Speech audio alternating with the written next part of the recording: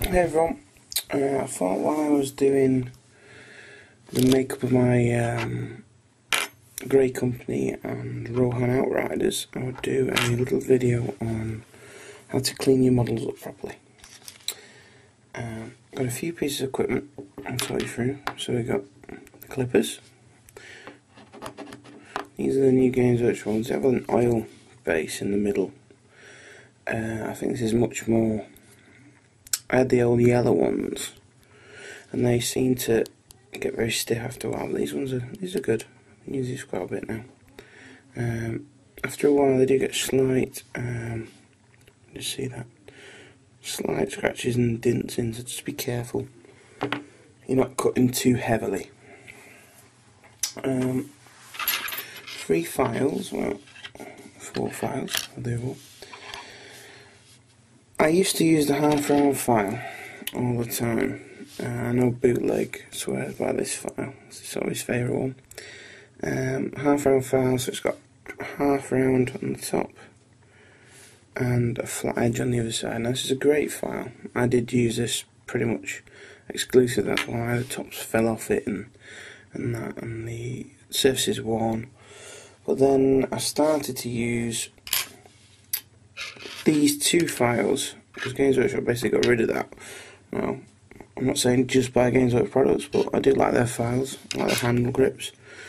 They went to the triangular one, as you can see, and the rat's tail. Now it does take longer to do models using 2 files, but I find the mix of these 2 allows much more flexibility when you're cleaning your models up. And if you've got any big parts, then you can use the full flat file if you need to, but don't use this too much, mainly on bases. You can see there's a bit of black on the edge of bases. So yeah, I'm going to talk you through on sort of the 3 different types of models you'll get at Games Workshop models, and go over some of these technical terms, because some of you out there might not know what a mould line is, what a sprue or flack is, and stuff like that, and you know how to clean these up properly. So I just want to make it absolutely clear. We'll start with the plastics, because these are probably most people have now. The old Games Workshop plastics were nowhere near as good as these quality plastics. These are nowadays they're really nice, because they make sure that when they do the sprue with the mould lines, that they try and get them to flow along a very even line, or in the model they'll be in the crease or something like that, so it's much better. If you don't know, these are injection moulded pieces, which means there's a giant mould somewhere that costs an absolute arm and a leg, and they injection mould, so they pump in plastic. In very simple terms, they pump in plastic, and that is why when they separate the mould, if you just have a look here, when they separate the mould, they get a couple of things happening. One is, as you can see just there at the top, I'll try and get it a bit better. Let's try and, at the top here you can see the little indent.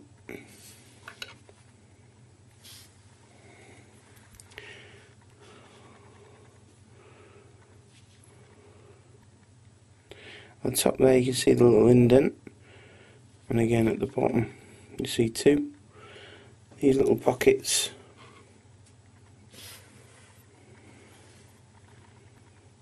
So these little pockets here. This is where the injection moulding machine, they've come off either the sprue, and you get these sort of marks. Okay, so these have been cut off the sprue. You'll notice on the big plastic sprues that I've got one here. Let's pull this one out. That's why they're all connected.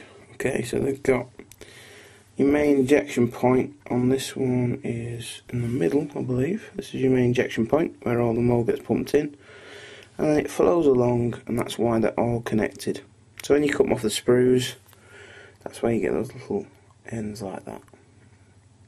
Okay. Now, a few people when they're cutting off sprues, they cut away from the main piece, so they don't cut right next to it, they cut away from it. I do tend to, because I'm used to it, cut right onto it to try a clean joint. But if you're new to it, it's probably easier just to snip at the top and then snip it again at the bottom somewhere away from it. They usually fly off like that, so just be a little careful. And then it's easier then just to snip again and again, flat side against the piece and just snip. Okay, and it clears off. Just make sure they do fly off, as you're going to see there, so maybe cover it with your other hand when you're doing it. Okay, so back to this one.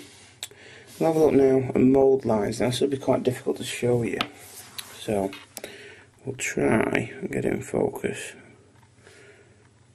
Get the ones on his head. You can just see on the side of his head there, that's pretty good. You can see there's a line running down the central area. This line. That is a mould line. This is what people refer to when they're going about mould lines. They're more prevalent on plastic models than they are on metal, but they do appear on metals as well. And if they are on metals, they can be a little bit of pain to get rid of because it's tougher material. But there's various ways of getting rid of these. Some people use an X-Acto knife, I think the Americans call it, Stanley knife if you're in Britain.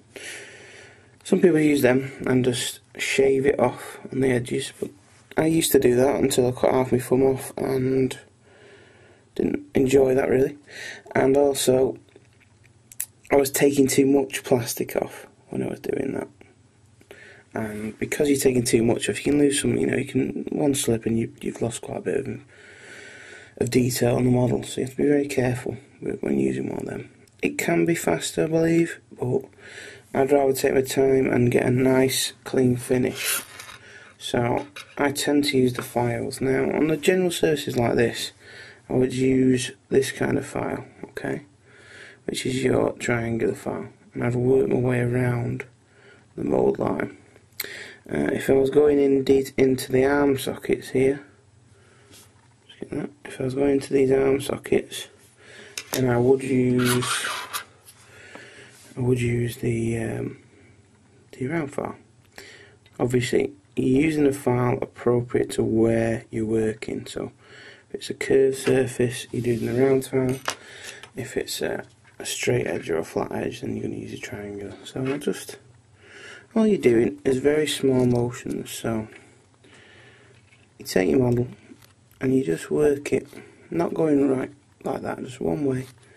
Start with, when you get used to it, you can start once you took the first bit off to work it, and you'll see there's just a little bit of dust and stuff. A little blow and you'll get away some of that, and you'll see what it's left with. So you're working it until you don't see the mould line. Again, with plastic, it's quite soft, it comes off quite easily. So just working it on, getting the little bits where you cut it off the sprue, and a little bit more difficult. So working around there, and you can see now it's starting to clear up. Again, I might swap to the round file for a recess, so I can just go maybe in a bit more. Just don't take too much off. As you can see here, I'm just lightly going over the surface. Now I'm going to do this section so you can see. But once you see that now, you can see the mould line's gone, pretty much. And that would be nice when you paint it now, so it won't show up. Again, I've said it in other videos, spend your time at this stage. Do not rush it, okay? Just spend your time at this stage getting all your moulds nice and clean, because there's no point painting them if you've got mould lines and things like that. Sometimes when there's a mould line, if you're doing a horse for instance, if you're doing a horse, you'll get a gap fill area. I'll do another video on filling gaps with green stuff and that. It's relatively simple, okay? But once you put a model together like the horse, the nicest thing to do is probably just to file over the top, and sometimes some of the excess will go into the recess and you'll not have to fill as much.